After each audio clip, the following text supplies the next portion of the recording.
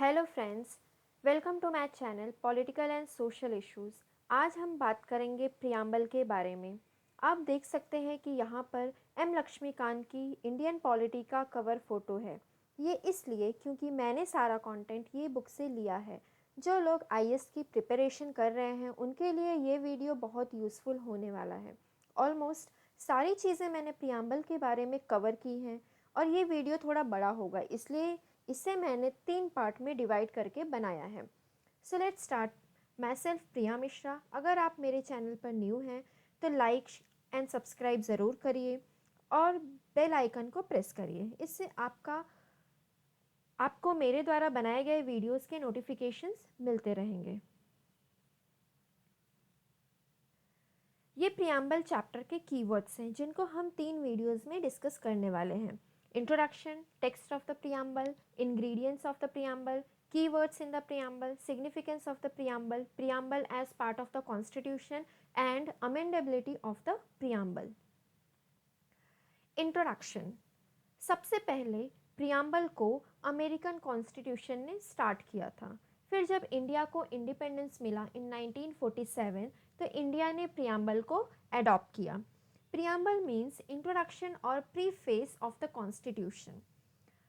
N.A. Palkhiwala, an eminent jurist and constitutional expert, called the preamble as the identity card of the constitution. Constitution का preamble एक introduction है कि introduction के basis पे, preamble के basis पे हम ये जान सकते हैं कि हमारे कॉन्स्टिट्यूशन में क्या चीज़ें लिखी हुई हैं। Objective resolution. 1946 में पंडित जवाहरलाल नेहरू ने ऑब्जेक्टिव रेजोल्यूशन ड्राफ्ट किया था and it was adopted by the constituent assembly, और यही बाद में जाकर हमारा प्रियम्बल बना। कुछ मॉडिफाई हुआ और कुछ ऐड हुआ, फिर हमारे ये प्रियम्बल कंप्लीट हुआ। प्रियम्बल आज तक सिर्फ एक ही बार अमेंड हुआ है, 42nd कॉन्स्टिट्यूशनल अमेंडमेंट एक्ट 1976 द्वारा, और इसमें 3 वर्ड्स ऐड किए गए थे: सोशलिस्ट, सेक्युलर एंड इंटीग्रिटी। ये टेक्स्ट ऑफ द प्रियम्बल है कि प्रियम्बल हमारा दिखता कैसा है। अगर तुम अपनी कोई भी टेक्स्ट बुक उठाकर देखोगे तो उसमें फर्स्ट पेज पर ये प्रियम्बल होगा। प्रियम्बल स्टार्ट कैसे होता है?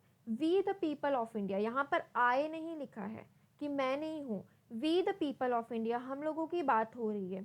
सो इसमें वैल्यूज़ क्या लिखे हैं? For example justice. Justice in which sense? social justice, economic justice, political justice, liberty of thought, liberty of expression, liberty of belief, faith and worship, equality of status and opportunity, equality to promote among them all, then fraternity, assuring the dignity of the individual and the unity and integrity of the nation. Fraternity means brotherhood, भाईचारा जिसको हम बोलते हैं। Ingredients of the preamble. Preamble के ingredients क्या हैं? It is a source of the authority. अगर हम इंडिया की बात करें तो सोर्स ऑफ अथॉरिटी क्या होता है? कौन होते हैं? इंडियन पीपल होते हैं। So constitution derives its source of authority from the people of India, because हमने डेमोक्रेसी अडॉप्ट किया है। Nature of Indian state. हम इंडियन स्टेट को कैसे डिफाइन करते हैं? India is a sovereign country, India is a socialist country, then India is a secular country, it is a democratic country, India is a republican country. तो हम India को ऐसे define करते हैं। Objectives of the constitution. Constitution के objectives क्या हैं? It is justice, equality, liberty and fraternity. Constitution बनकर कब कंप्लीट हुआ था? हम बोलते हैं कि हम रिपब्लिक डे 26 जनवरी को सेलिब्रेट करते हैं, बट कॉन्स्टिट्यूशन हमारा 26 नवंबर को ही कंप्लीट हो गया था। 2 महीने पहले ही कंप्लीट हो गया था, हम 2 महीने बाद सेलिब्रेट करते हैं। सो हमने कॉन्स्टिट्यूशन कब अडॉप्ट किया था? On 26 November 1949। Keywords in the preamble. Preamble में कीवर्ड्स क्या क्या हैं? Sovereign, secular, Republic, liberty, socialist, democratic, justice and equality. अब हम इन सबको डिटेल में देखेंगे अपने आगे वाले वीडियोस में। तो पहले, दूसरे और तीसरे वीडियोस में ये कंप्लीट होगा, बिकॉज ये बहुत ज़्यादा डिटेल में है। Sovereign. India is neither a dependency nor a dominion of any other nation but an independent state. India एक सॉवरेन कंट्री है। India is free from externally and internally. So no authority above it. अगर हम बात करेंगे कि independence के पहले की इंडिया को देखेंगे तो उस टाइम पर India was not a sovereign country, क्योंकि ब्रिटिश का कंट्रोल था इंडिया के ऊपर, तो इंडिया डिसीजन नहीं ले सकता था अपने मन से। बट अभी क्या है, इंडिपेंडेंस के बाद India is a sovereign country हम बोलते हैं, बिकॉज हमारे ऊपर किसी भी कंट्री का कंट्रोल नहीं है। India is free to conduct its own affairs both from internally and externally. 1949 में India declared the continuation of her full membership of the commonwealth of nations and accepted the British crown as the head of the commonwealth. 1949 में India ने Commonwealth की membership को accept किया था। Commonwealth क्या है कि जो ब्रिटिश के जितने मोस्टली जो कॉलोनीज थे वो लोग इस कॉमनवेल्थ के मेंबर हैं, ठीक है। तो इसका मतलब ये नहीं है कि इंडिया पर अभी भी ब्रिटिश का कंट्रोल है। इंडिया ने सिर्फ मेंबरशिप को एक्वायर किया है, मेंबरशिप मेंबर है इंडिया कॉमनवेल्थ का, लेकिन इंडिया पर ब्रिटिश का कंट्रोल नहीं है। Next is India is a founder member of united nation organization. India united nation का मेंबर है, लेकिन इसका मतलब ये नहीं है कि इंडिया को सारी चीज़ें यूनाइटेड नेशन से पूछ कर करनी होती हैं।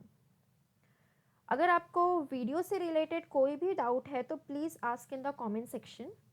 India is a socialist country. अगर हम सोशलिस्ट जो वर्ड है वो प्रियम्बल में 42nd अमेंडमेंट एक्ट के द्वारा ऐड किया गया था इन 1976। कांग्रेस पार्टी ने आबादी सेशन में ये डिसाइड किया था, ये जब 1955 में हुआ था आबादी सेशन, उस टाइम पर कांग्रेस पार्टी ने डिसाइड किया कि जो इंडिया का पैटर्न ऑफ सोसाइटी होगा वो सोशलिस्ट पैटर्न ऑफ सोसाइटी होगा।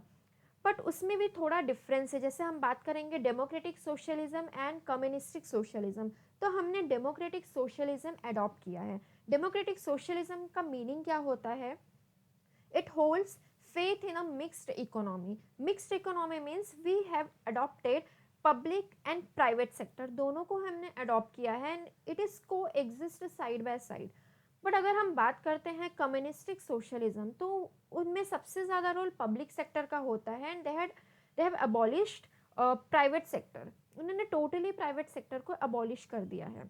इंडियन सोशलिज्म का मीनिंग क्या है? It is a blend of Marxism and Gandhism, मतलब मार्क्सिज्म और गांधीज्म को मिलाकर हमारा इंडियन सोशलिज्म रेडी हुआ है। बट फिर भी हमने गांधीज्म सोशलिज्म को ज़्यादा अडॉप्ट किया है। द न्यू इकोनॉमिक पॉलिसी, जब 1991 में एलपीजी पॉलिसी आया था, लिबरलाइजेशन, प्राइवेटाइजेशन एंड ग्लोबलाइजेशन, उसके बाद हमने बहुत सारी प्राइवेट कंपनीज को एंट्री दी थी, लिबर्टी दी थी। तो जो हमारा पब्लिक सेक्टर का रोल है वो थोड़ा कम हो गया है आजकल और प्राइवेट सेक्टर का रोल ज़्यादा हो गया है। Thank you everyone for watching my channel. Like, share and subscribe and press the bell icon. Thank you.